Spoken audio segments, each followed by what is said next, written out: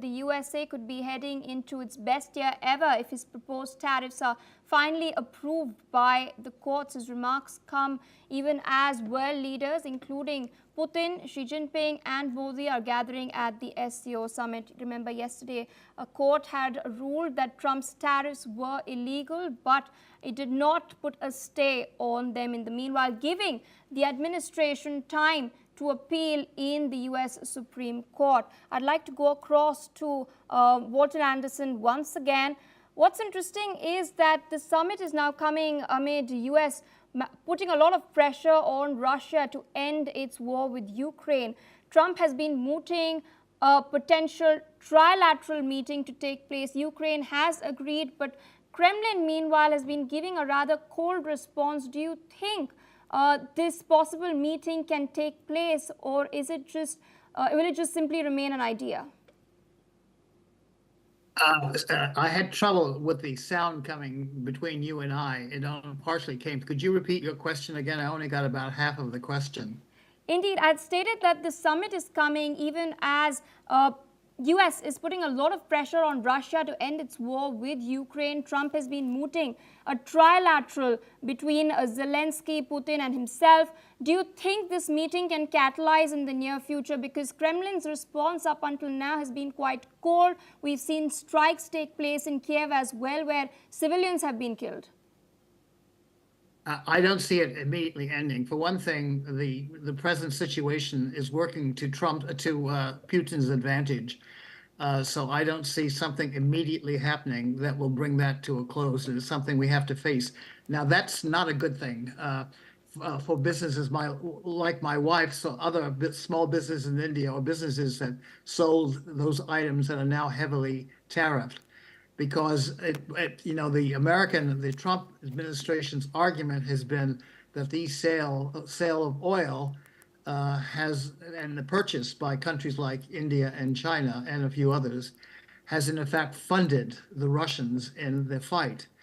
But I think, from the criticism I've heard, and there's been a lot of public criticism by people who write in foreign affairs in the US, is that these tariffs have been applied on India somewhat unfairly, that there are other countries who are also doing it and for whom the tariffs have not been imposed as much as they have been on India.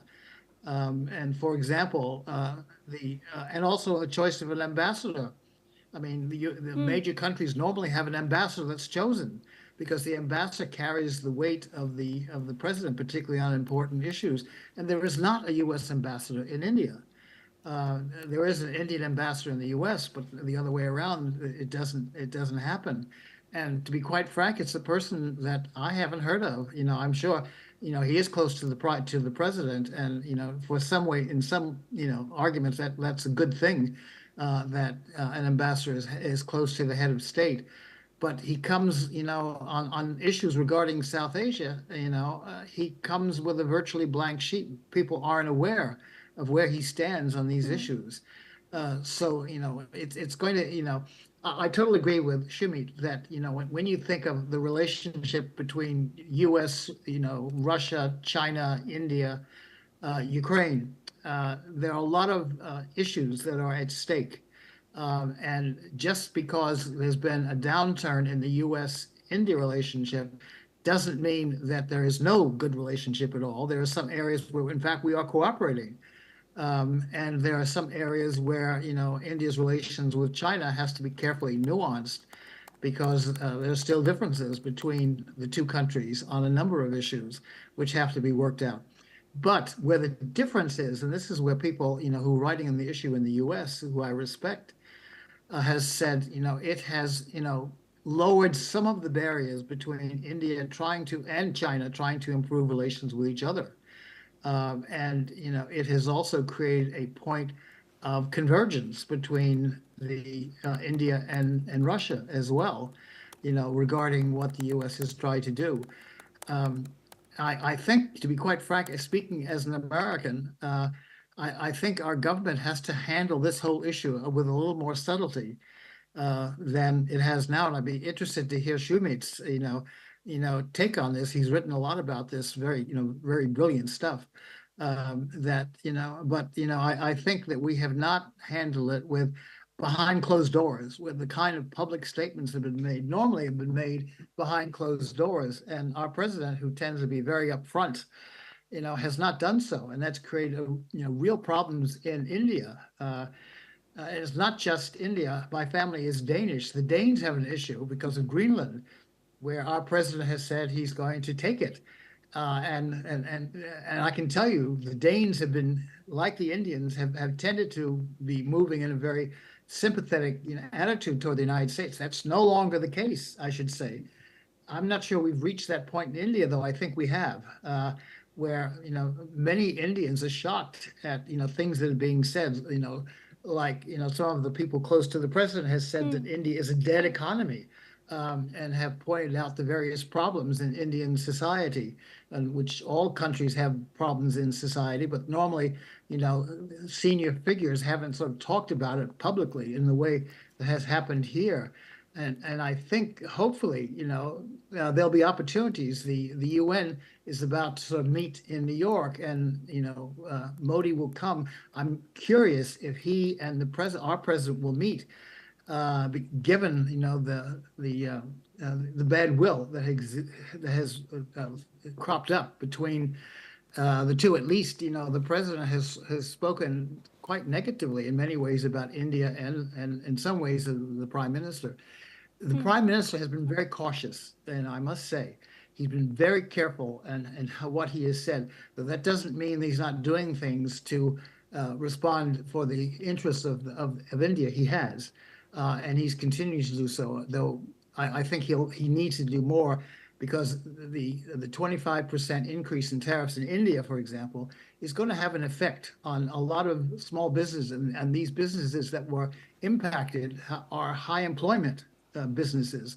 You're going to have hundreds of thousands of people potentially out of work in the country. Now, fortunately, in my wife's factory, she hasn't had to lay off people, but she has had to do some things like looking for alternative markets for her product, and that's not a good thing to happen.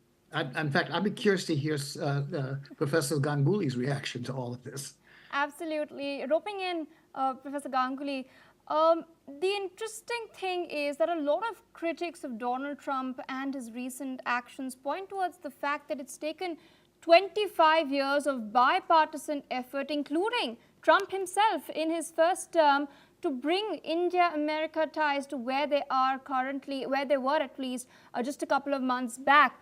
We referred to the Quad in particular as a point where we've seen both countries converge as far as maintaining the free and open nature of the Indo-Pacific is concerned. Japan and Australia have recently come out and reaffirmed their support for Quad, but the US so far has remained mum. It's interesting now that there are reports coming in from American publications such as the New York Times that somehow Trump might not make it to the Quad Summit this year. Nothing has been confirmed by the White House officially. These are just murmurs going around. So how does it augur for ties in the long run?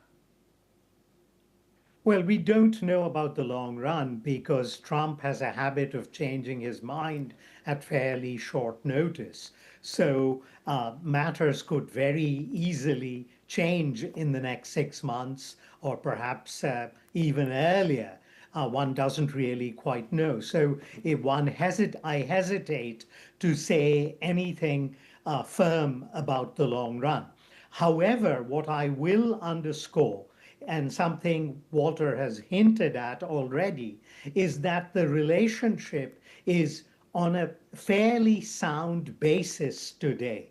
There are there's a substantial Indian American population in this country, close to 5 million, which is about 1.6% of the total population of the United States.